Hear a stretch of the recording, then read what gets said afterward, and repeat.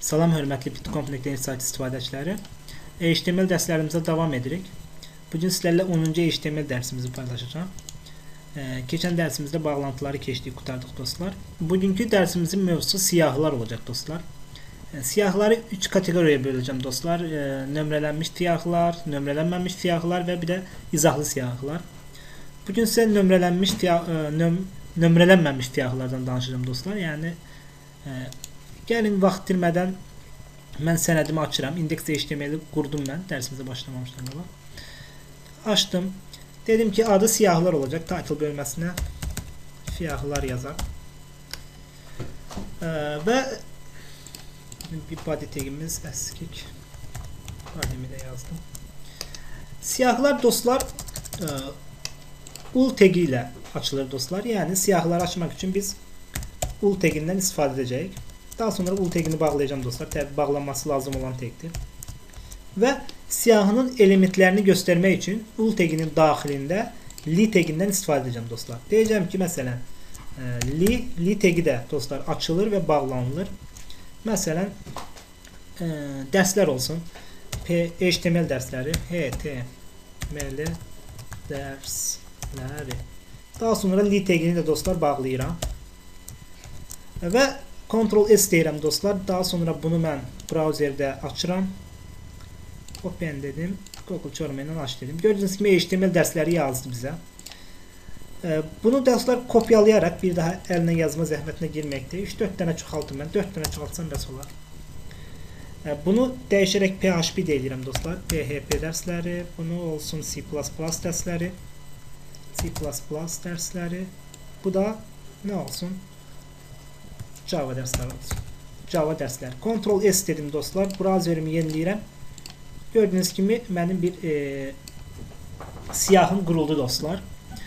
Bu siyahıya bir dənə də başlıq versək daha yaxşı olar. Məsələn, bu ulun üstündə mən keçən dərslərimizdə dediyim P tagi arasında yazaq dostlar bunu.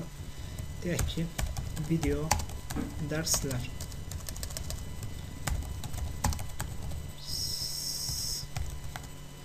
Video dərslər yazdım dostlar. P-mi bağlayıram. Bunu biz B tagi arasında da olsaq daha qalın görsənər. B-mi də bağladım. Görək necə görünüş aldı dostlar.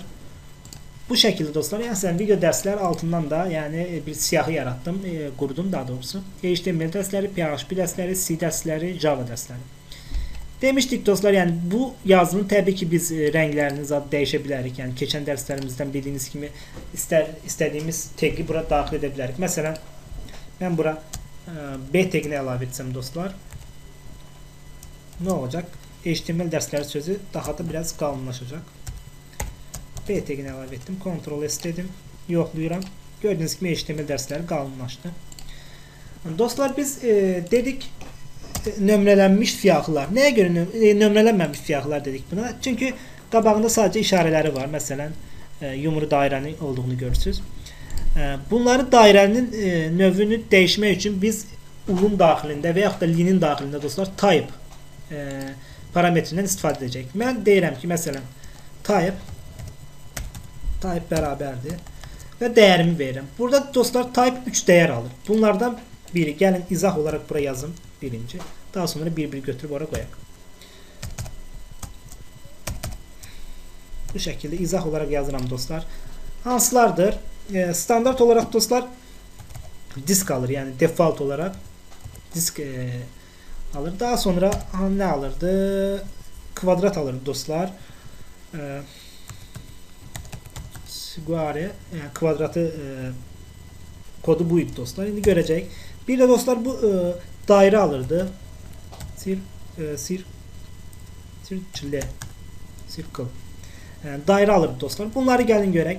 Dedik ki default olaraq diski götürür. Yəni diskimiz nə idi? Yumru dairə. Məsələn biz bura dostlar siguare desək kvadrat olacaq. Məsələn type deyirəm. Bura yerləşdirirəm dəyərimi. Ctrl-S deyirəm. Yoxlayıram dostlar. Gördüyünüz kimi kvadrat oldu bu. Bunları biraz daha böyütsəm mən. Məncə daha H1 deyim buna. Burada H1'imizi koyun. Bağlayayım. Ctrl S dedim. Yoxlayıram dostlar. Gördüğünüz gibi kvadrat değeri aldı dostlar ama default olarak diski alırdı. Mesela disk sözünü koysam ben bura. Ctrl C deyirəm. Ctrl V, Ctrl S. Yani default olarak hiç biz type'ımızı vermeden aldığı değer yumruydu dostlar. Bir de dedik ki circle yani daire değeri var bu diskimizin. Ctrl V deyirəm. Ctrl S dedim. Yoxlayıram dostlar. Gördüğünüz gibi daire alındı. Biz dedik ki bu type'ı tek circle'ın daxilində deyil, ulun daxilində deyil, line'in de daxilində istifadə edə bilərik dostlar. Bu BTG silim. Çox görsənməsin kodlar.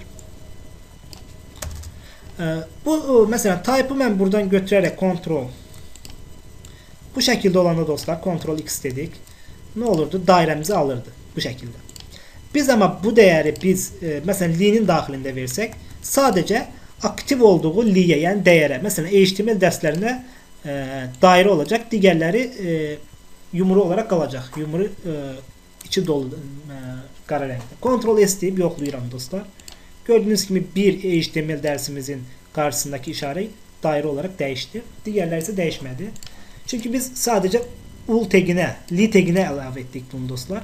Ama ula daxil ettiğimizde bütün ulun daxilindeki bütün li taglerine emretmiş olurduk ki bu şekilde olsun. Yani circle olsun dostlar. Mesela bura ben bu değerimi verdim. Bura ise Ctrl V deyim. Square yani kvadrat değerimi vereceğim. Ctrl V deyirəm dostlar. Ctrl S dedim. Yoxlayıram. Gördüğünüz gibi burada ise kvadrat oldu. Li'ler bu şekilde dostlar. Yani nömrələnməmiş li'ler. Yani siyahlar bu şekilde devam edir dostlar. Bir de dostlar dersimiz ne kadar oldu? Bakalım çok çekmesin.